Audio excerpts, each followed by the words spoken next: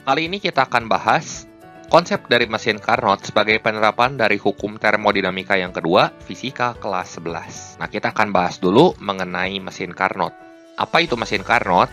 Jadi mesin Carnot itu merupakan mesin yang mempunyai efisiensi maksimum dan dianggap sebagai mesin paling ideal. Nah, mesin Carnot itu sendiri merupakan siklus termodinamika yang dilukiskan dalam diagram PV seperti pada gambar berikut. Jadi ada dua proses pada mesin Carnot, yaitu proses secara isotermik dan proses secara adiabatik. Ada pemuaian, ada pemampatan. Dan gambar yang ini menunjukkan ilustrasi dari cara kerja mesin Carnot atau mesin kalor. Jadi, kalor dari reservoir suhu tinggi itu dikonversi jadi usaha.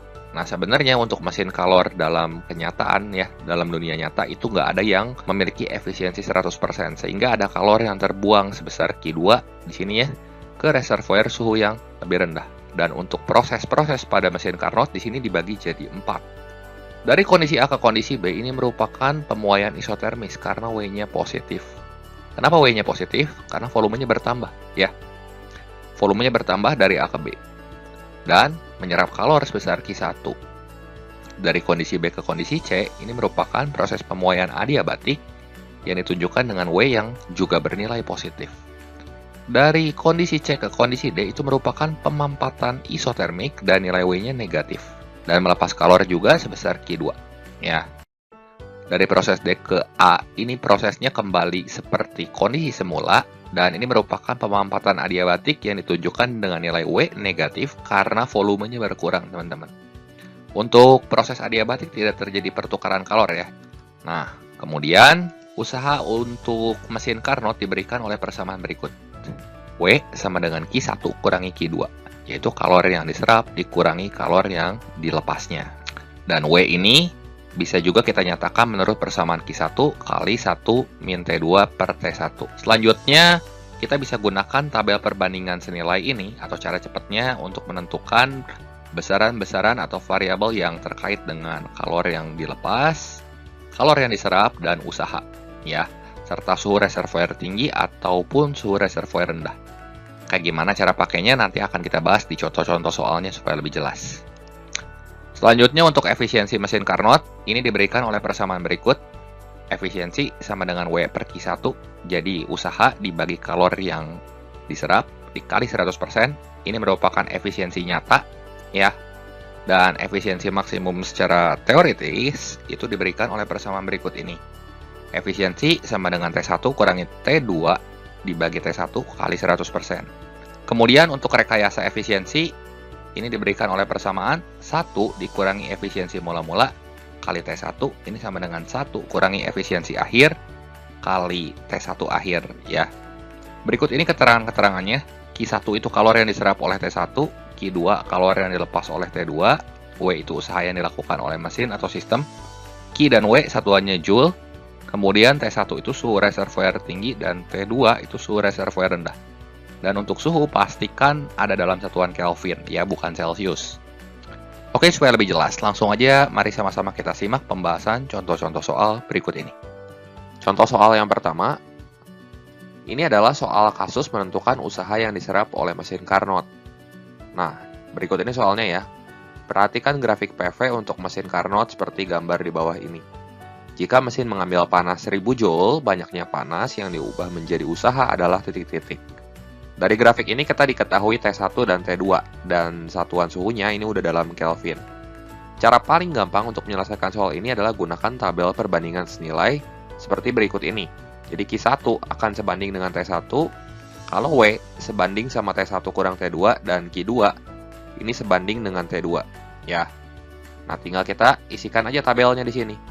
Q1 1000 Joule, T1 1000 Kelvin, T2 itu 600 Kelvin, ya akibatnya T1 kurang T2 ya 400 Kelvin. Yang ditanyanya di sini W kan. Jadi kita nggak usah pakai tiga-tiganya untuk menentukan nilai W ya, cukup kita pakai yang ini aja. Gitu. Dan udah tinggal kali silang aja. Karena ini perbandingan senilai berarti 1000 sama dengan 1000. Nah, ini kita bandingkan dengan W, yang ini kita bandingkan sama 400. Tinggal teman-teman kali silang aja. Ini sama ini bisa dicoret kan, dan W-nya kita akan beroleh 400 Joule. Jadi opsi yang tepat di sini adalah yang A tentunya. Contoh soal yang kedua, ini masih serupa dengan contoh soal yang pertama tadi. Jadi, kita diberikan siklus Carnot seperti pada grafik berikut ya. Bedanya, suhunya dalam satuan derajat Celcius dan yang diketahui di sini adalah kalori yang dibuang. Kalori yang dibuang ini berarti Q2, teman-teman ya. Dan yang perlu kita ingat di sini satuan suhu itu adalah Kelvin ya. Jadi mesti kita tambah 273 ini T1 sama T2-nya. Baru setelah itu kita bisa gunakan perbandingan seperti pada tabel berikut ini. Nah, tinggal kita isiin aja di sini data-data yang kita punya semua ya. T1 ini kita tambah 273 jadi 900 Kelvin. T2 ini kita tambah 273 jadi 300 Kelvin ya. 900 kurangi 300 ya 600 Kelvin. Gitu. Kalori yang dibuang ini 4000 Joule. Berarti Q2-nya ini 4000 Joule. Yang kita pakai perbandingannya nggak usah tiga-tiganya di sini, yang ini aja. Ya udah tinggal teman-teman kali silang aja karena ini perbandingan senilai. Jadi bisa langsung kita tulis W per 4000 sama dengan 600 per 300. Ya. Nah, di sini kan 600 per 300 2 ya. Berarti W-nya tinggal 4000 kali 2 aja. Ya, hasilnya 8000 Joule. Jadi opsi yang tepat di sini adalah yang B gitu. Contoh soal yang ketiga. Nah, ini soal ini masih setipe dengan dua soal yang sebelumnya tadi, tapi kita diberikan gambar mesin kalornya. T1 sama T2 diketahui dalam satuan derajat Celcius. Ya, kita rubah dulu ke Kelvin. Baru kita gunakan tabel perbandingan senilai berikut. Nah, T1-nya di sini 227 derajat Celcius kan. Kita rubah ke Kelvin ya. Kita tambahin 273 aja jadi 500 Kelvin. T2-nya di sini 27 derajat Celcius, berarti kita isi di sini 300 Kelvin. T1 kurang T2, ya 500 kurang 300, 200 kan? Karena yang ditanyanya adalah usaha dalam variabel Q1, berarti Q1-nya kita isi di sini, dan W-nya kita isi di sini ya. Ikutin tabel yang ini. Ya udah kita nggak usah pakai semua, tapi kita pakai perbandingan yang ini. Tinggal teman-teman kali silang ya, Q1 per W sama dengan 500 per 200. Coret nih nolnya 2 biji ya, atas bawah. Jadi langsung dapat kita tentukan nilai W-nya di sini adalah 2 Q1 per 5 atau 2 per 5 Q1. Jadi jawaban yang tepat yang A tentunya. Contoh soal yang keempat. Kali ini kita diminta untuk menentukan kalori yang diserap atau Q1 oleh mesin Carnot. Ini soalnya. Satu mesin Carnot bekerja di antara suhu 600 Kelvin dan 400 Kelvin ya. Dan menghasilkan kerja itu W-nya 500 Joule. Dari grafik PV mesin Carnot tersebut, kalori yang diserap sistem tiap siklus adalah titik-titik. Berarti Q1 yang ditanya. Kalau suhunya udah dalam Kelvin ya udah nggak usah kita apa-apain lagi. Langsung kita bisa pakai tabel ini. Ya, isiin data-data yang kita punya. T1-nya di sini 600 Kelvin, kita isi di atas. T2-nya 400 Kelvin. Baru T1 kurang T2-nya bisa kita tentuin ini. Tinggal 600 kurangi 400 aja 200 kan. Nah, kemudian W-nya di sini 500 Joule, diketahui di soal. Yang ditanyanya ya Q1. Berarti tinggal kita bandingkan yang ini, ya. Nah, tinggal teman-teman kali silang aja. Tabel perbandingan senilai yang 4 ini ya. Jadi Q1 per 500 sama dengan 600 per 200. Ini kalau kita hitung berapa? 3 kan? 3 kali 500 ya 1500 Joule. Jadi jawaban yang tepat di sini yang C. Contoh soal yang kelima, kali ini kita diminta untuk menentukan kalori yang dilepas atau Q2. Prinsipnya sama aja, kita gunakan tabel perbandingan senilai ya. Di sini satuan suhunya masih dalam derajat Celcius ya. Jadi reservoir panasnya punya suhu 487 derajat Celcius, yang dinginnya 107 derajat Celcius. Udah gitu mesinnya menyerap kalor 800 Joule. Menyerap kalor berarti ini Q1 ya. Nah, di sini baru kita gunakan tabel perbandingan senilai dan satuan suhu mesti Kelvin. Jadi T1-nya itu tinggal 487 tambah 273 760. Kemudian buat T2-nya 107 tambah 273, di sini hasilnya 380 ya. Nah, tinggal kita kurangi 760 kurangi 380 ya 380 kan. Q1-nya 800, yang ditanya itu Q2, kalor ya. Berarti tinggal teman-teman bandingkan yang ini. Gitu. Nah, 800 per Q2 sama dengan 760 per 380. Ini kalau kita coretkan 2 ya. Berarti Q2-nya 800 bagi 2 aja. Langsung kita kali silang di sini. Hasilnya 400 Joule. Jadi jawaban yang tepat di sini adalah yang C. Contoh soal yang ke-6, kali ini kita diminta untuk menentukan efisiensi mesin Carnot. Gini soalnya, sebuah mesin menyerap panas sebesar 2000 Joule dari satu reservoir suhu tinggi dan membuangnya sebesar 1200 Joule pada reservoir suhu rendah. Efisiensi mesin itu adalah titik-titik. Nah, kita bisa gunakan tabel ini lagi. Kemudian kita isiin di sini Q1-nya 2000 Joule, ya. Kalori yang diserap itu selalu lebih besar dibanding nilai W dan Q2. Kemudian kalori yang dibuang di sini 1200 Joule pada reservoir suhu rendah, ya. Berarti Q1-nya 2000, Q2-nya di sini adalah 1200. Efisiensi itu rumusnya adalah W per Q1. Kita kaliin sama 100% karena di pilihan dinyatakannya dalam persen di sini. Buat menentukan W ya gampang aja, tinggal teman-teman kurangin di sini Q1 kurangi Q2 karena data yang diketahuinya cuma 2 di sini, Q1 dan Q2 aja. Jadi efisiensinya tinggal 2000 kurangi 1200 ya 800 per Q1-nya 2000, baru kita kaliin sama 100%. Hitung sebentar, tinggal dicoret nih, nolnya 2 biji atas bawah, kemudian kita sederhanakan, dan kita peroleh efisiensinya 40%. Jadi jawaban yang tepat, yang E. Contoh soal yang ke-7, sama, kita diminta untuk menentukan efisiensi mesin Carnot, tapi kali ini yang diketahui adalah suhunya. Nah, soalnya gini, mesin Carnot dia punya reservoir suhu tinggi 373 derajat Celcius dan reservoir suhu yang dinginnya 50 derajat Celcius. Nah, satuan suhunya masih Celcius, kita mesti ubah ke Kelvin. Baru kita bisa gunakan tabel perbandingan yang ini, ya. Nah, tinggal teman-teman isi aja. T1-nya 373 tambah 273, ini 676. Kemudian yang dinginnya di sini 50 tambah 273, ya hasilnya adalah 323. Buat menentukan efisiensi, kita pakai rumus ini. T1 kurang T2 per T1. Ini kan sama aja kayak perbandingan W ya di sini ya. W per Q1.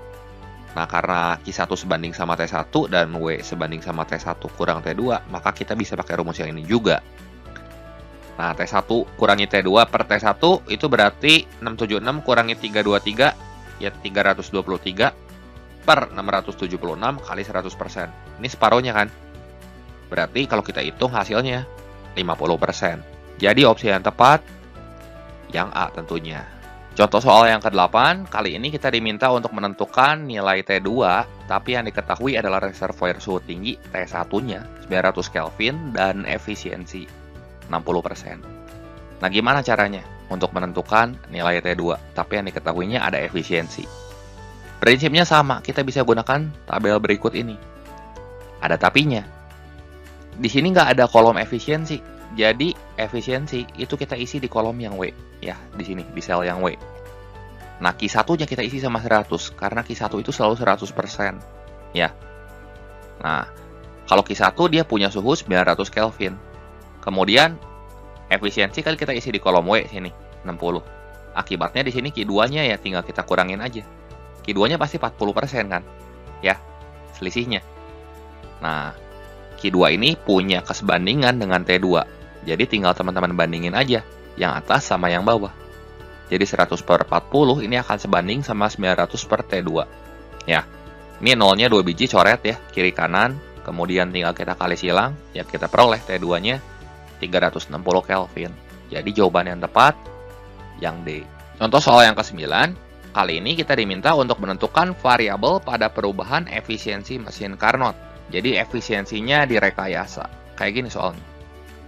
Sebuah mesin Carnot itu menggunakan reservoir suhu tinggi 800 Kelvin mempunyai efisiensi sebesar 40%. Agar efisiensinya naik menjadi 50%, maka suhu reservoir tinggi dinaikkan menjadi berapa? Nah, kita bisa gunakan rumus cepat berikut. Bisa nggak pakai tabel perbandingan? Bisa, tapi lama ya. Jadi mending kita pakai rumus yang ini aja. Kayak gini rumusnya. 1 min efisiensi mula-mula kali T1 ya. Ini sama dengan 1 dikurangi efisiensi aksen kali T1 aksen. Cara ngingetnya gampang. Yang ada aksen ya harus berpasangan sama aksen. Aksen itu artinya yang akhir ya, setelah direkayasa. Nah, tinggal teman-teman masukin aja angka-angkanya semua ya di sini.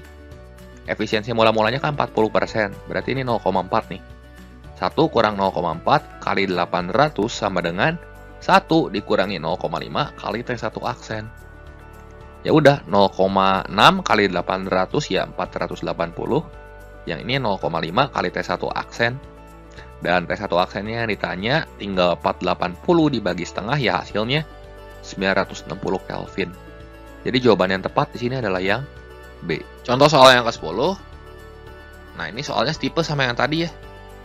Kita diminta untuk menentukan variabel pada perubahan efisiensi mesin Carnot juga. Coba kita kerjain ya.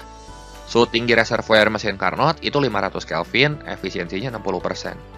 Agar efisiensi mesin Carnot itu jadi 80%, maka suhu tinggi reservoir mesin Carnot itu jadi berapa? Nah, cara gampang untuk ngerjain soal ini pakai rumus yang tadi aja. 1 min efisiensi mula-mula kali T1 sama dengan 1 min efisiensi akhir kali T1 akhir ya. Masukin angkanya. Mula-mula 60%, berarti yang ini jadi 1 kurangi 0,6 kali T1-nya 500, ini sama dengan 1 kurangi efisiensi akhirnya itu 80%, berarti 0,8 kali T1 aksen. Jadi 0,4 kali 500 ya 200, ini sama dengan 0,2 kali T1 aksen. Bagi aja nih 200 bagi 0,2. Iya, 1000 Kelvin. Jadi jawaban yang tepat di sini adalah yang C. Seperti itu. Gampang ya? Oke, demikian saja pembahasan singkat kali ini mengenai materi dan contoh-contoh soal siklus Carnot termodinamika fisika kelas 11 kali ini. Semoga video ini bermanfaat dan membantu teman-teman semua dalam belajar. Jangan lupa like, share, dan subscribe buat yang belum ya, supaya kalian gak ketinggalan update terbaru tentang konten fisika atau matematika lain dari saya. Terima kasih untuk perhatiannya, sampai jumpa di video saya yang berikutnya.